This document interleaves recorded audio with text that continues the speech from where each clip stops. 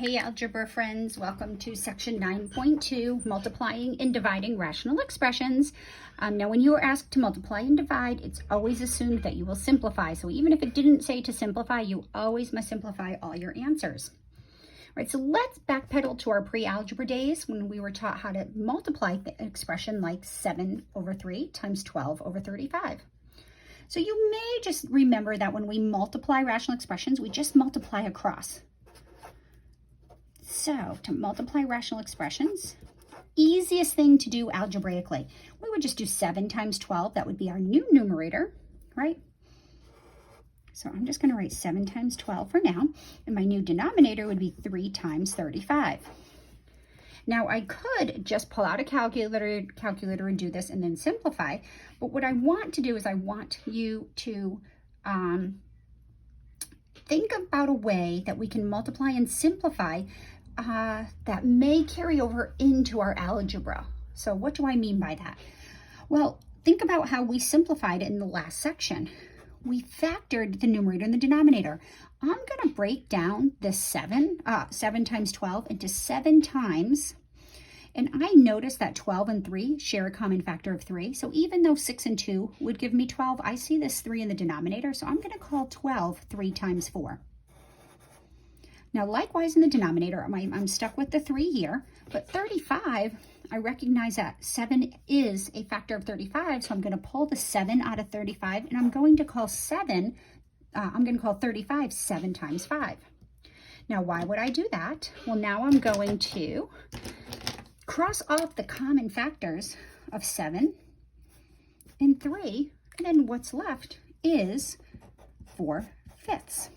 Right, so that was a lot easier way to multiply than going the old traditional route of, well, 7 times 12 is 84 all over 105. And then we have to ask ourselves, what factors does 81 and 105? And obviously that's not as clear as the common factors up here. I will tell you that 84 is 4 times 21 and 105 is 5 times 21. But this math isn't as clearly as obvious and as easy as what went on up here. We would cross off the common factor. So, or we could go this route and we'd still get 4/5, right? But this was the easier route. And this is how I want to get your brain to think right now. So my suggestion, and I highly suggest this,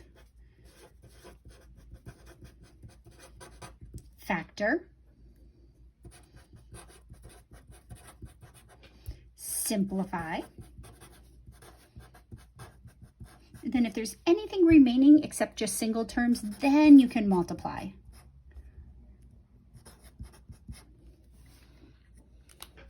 All right, so let's multiply this expression and simplify. All right, well, 3x squared all over 10 times 40 over x to the 4th is going to be 3 times x squared times 40 all over 10 times x to the 4th. All right, so now I'm going to look for common factors in the numerator and the denominator. I see that 40 and 10 share a common factor of 10. So I wouldn't use the factors of like 8 and 5, for example. That would be overkill because if I break this 40 down into 10 and 4, so I'm going to have 3. I'm going to break this down into 10 times 4. I'm going to leave my 10 here. Now notice x squared is just x times x. And I have 4 x's in the denominator. Right, so again, we want to try to avoid doing all of this. I'm going to, the 3 is not a factor in both the numerator and the denominator. The 10 is. And then these 2 x's are going to cancel off with 2 in the denominator. So then we ask ourselves, what's left? Well, the 3 and the 4, so we will now multiply 12, and then all that's left is x times x in the denominator, which is 12x squared. Now, I'm hoping you can see this, that if we have x squared over x to the 4th, we have 2 additional values in the power of the denominator, so thus we would have a remainder of a power of 2 in the denominator when we crossed off the common factors. So factor, simplify, multiply.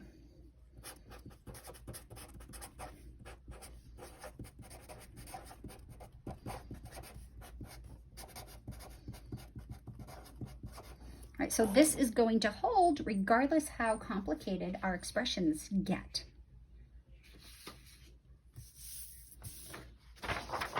So let's look at this. Multiply x squared minus 8x all over 4x times 12x squared over x squared minus 64. So I'm going to write it down again. X squared minus 8x all over 4x times 12x squared all over x squared minus 64. All right, so I'm going to rewrite this as, well, x squared minus 8x is x times, I can pull out, I'm going to factor all my numerators and my denominators. X squared minus 8x is just x times x minus 8. So thinking ahead, it'd be really nice if I had a factor of x minus 8 in the denominator. Well, notice over here, x squared minus 64 is the difference of squares. So this is x, whoops.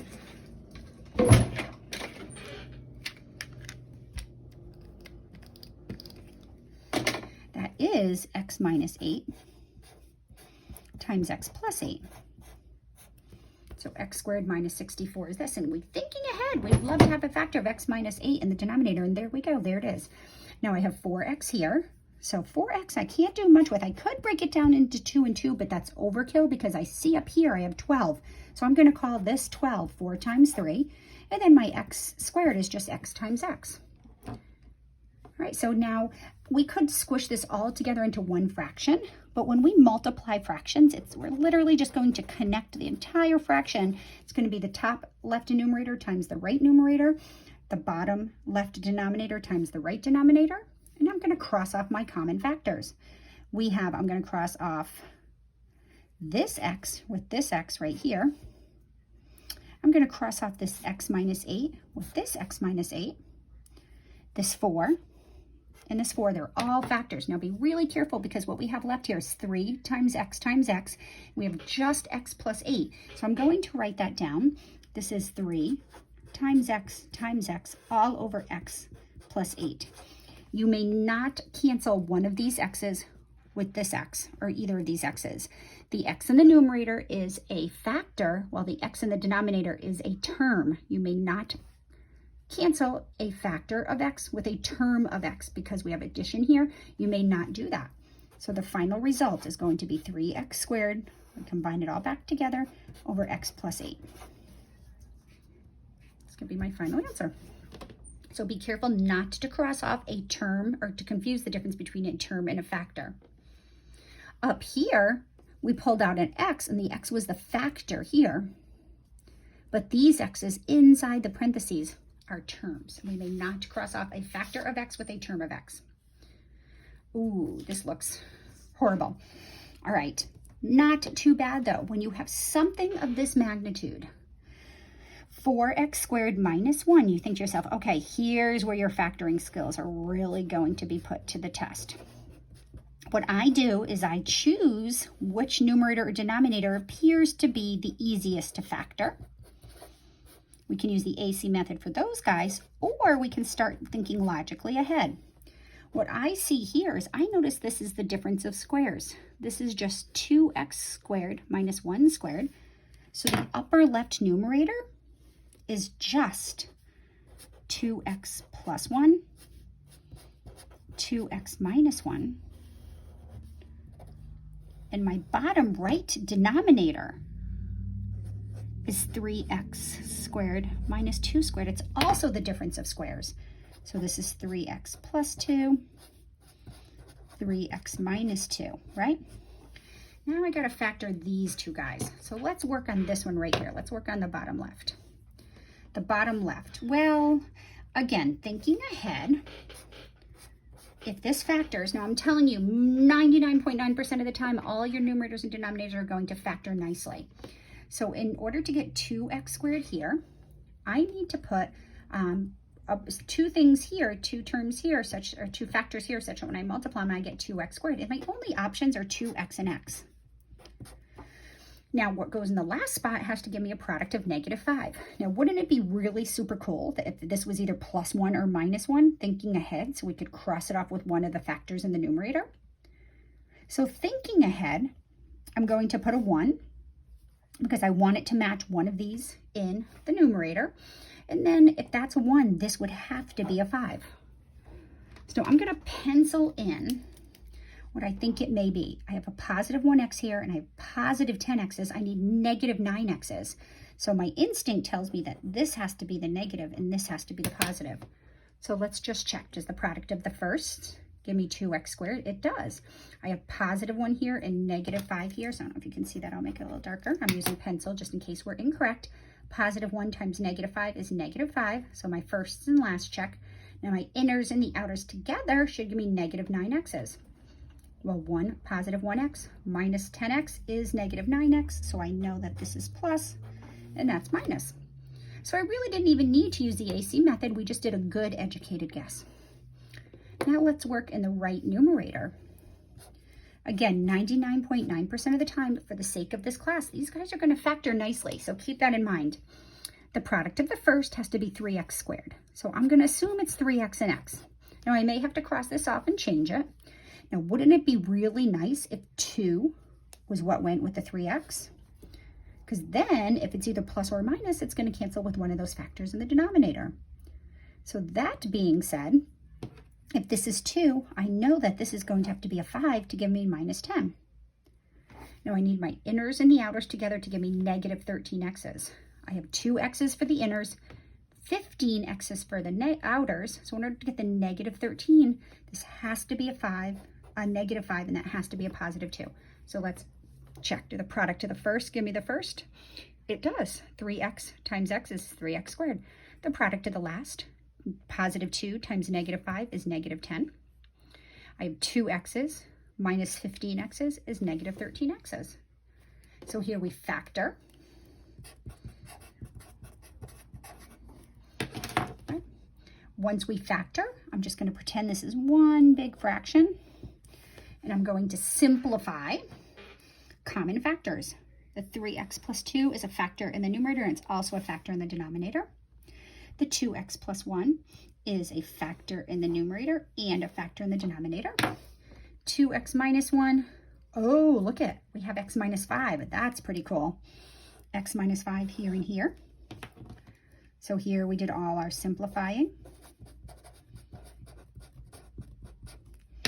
And then we're going to multiply. Well, we don't have any multiplying to do because we only have 2x minus 1 left.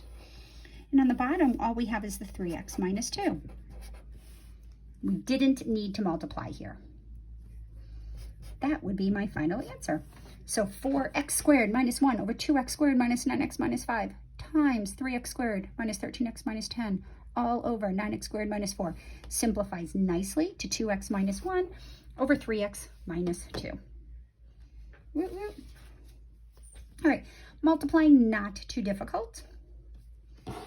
Let's talk about dividing rational expressions. When we divide rational expressions, we have to remember about that old trick we learned way back in our beginning algebra days.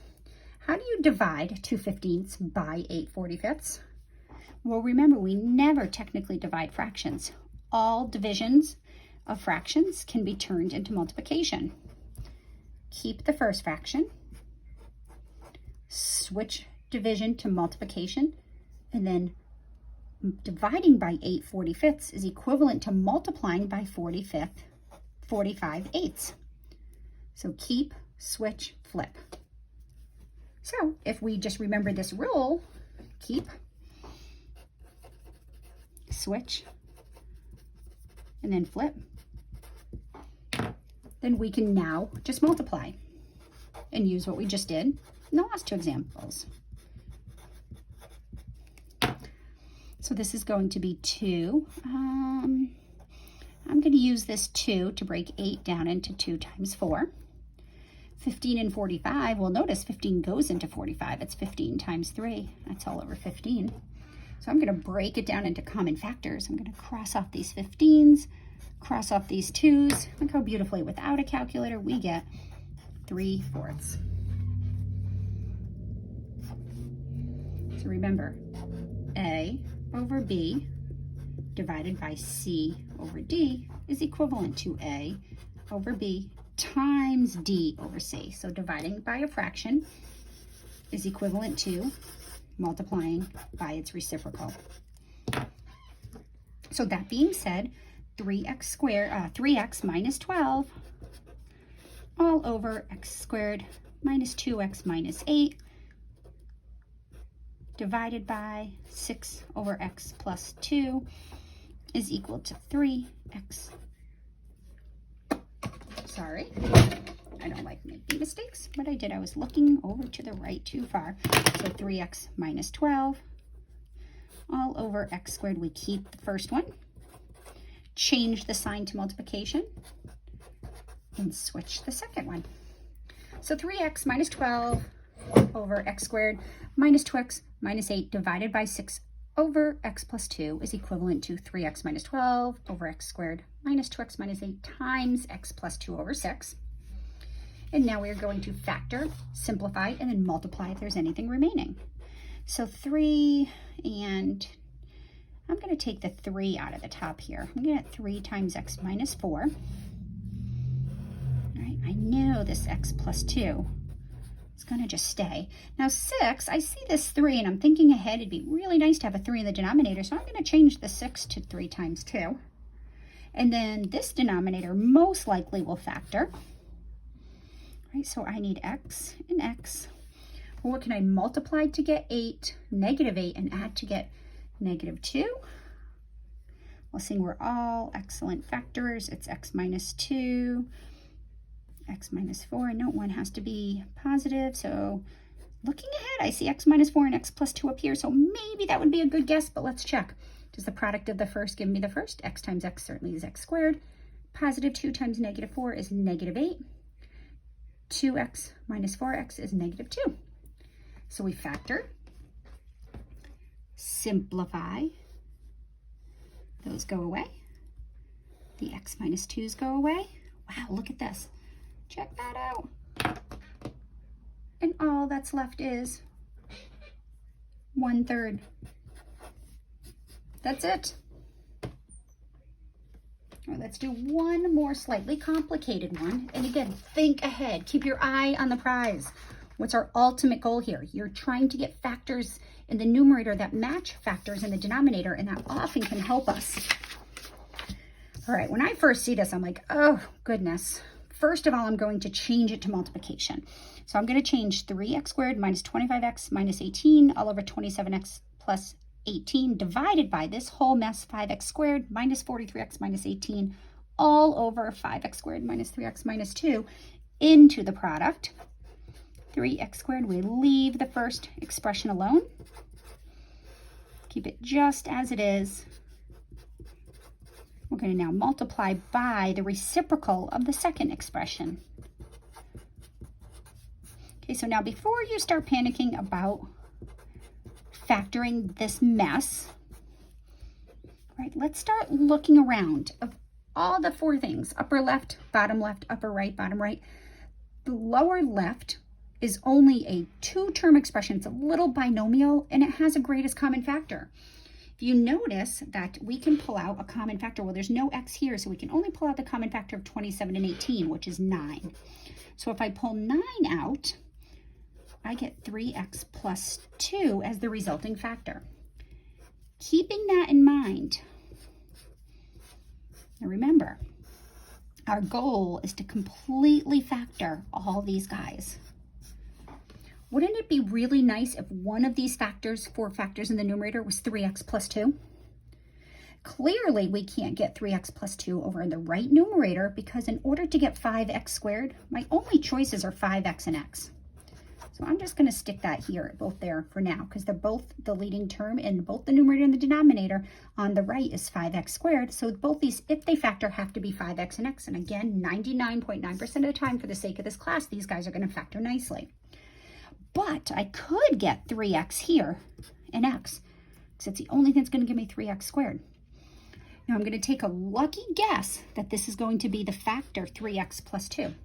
Because I want it to match that factor in the denominator. I could be completely wrong. We're going to have to check. But if this first factor is x plus 2, now remember the product of the first has to be the first, but what goes in the last spots has to give me negative 18. So if this is positive 2, I know that that has to be negative 9. Now this is just a good educated guess because I'm thinking ahead. I'm really hoping one of the factors in this numerator is 3x plus 2. So let's check. Does the product of the first give me 3x squared? Here, let's cover this guy down here so we're not, right? Does the product of the first give me 3x squared? It does. Does the product of the last give me minus 18? It does. Now the inners and the outers, don't forget those because that's the telltale. That's really going to determine whether or not this is the correct factors. Product of the inners, 2x. Product of the outers, negative 27x's. So 2x's minus 27x's. Look at that, without the AC method. Just a good educated guess and keeping your eye on the prize. Right, so now we know that these two guys are going to cancel. All right, so how does that help me over here? Well, thinking ahead, these guys are going to cancel, right?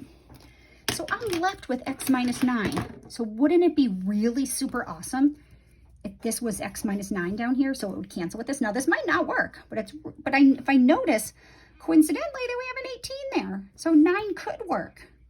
In order to get negative 18, this would have to be 5 plus 2. So let's check. The product of the first, 5x squared. Product of the last, negative 18. Now here's the big one, 2x minus 45x's. Look at that. Positive 2x's minus 45x's is negative 43x's. So look how quickly we just factored this really difficult polynomial by just keeping our eyes on the prize. We're looking for things to cancel. So now I know that this is going to cancel with this guy. Keeping that in mind, we still have to factor one more little trinomial here. So I know it has to be 5x and x if it factors. Well, what would be really awesome if it was in here? Hopefully you're thinking down here and saying that would be super cool if those two matched. Well, let's try. If this is plus 2, what would have to go here for the product of the last to be negative 2? Well, 2 times what is negative 2? It would have to be negative 1. Now remember, this is just a good educated guess, thinking ahead. We have to check. 5x times x is 5x squared. Positive 2 times minus 1 is negative 2. The inners give me 2x. The outers give me minus 5x's. 2x's minus 5x's is negative 3x's.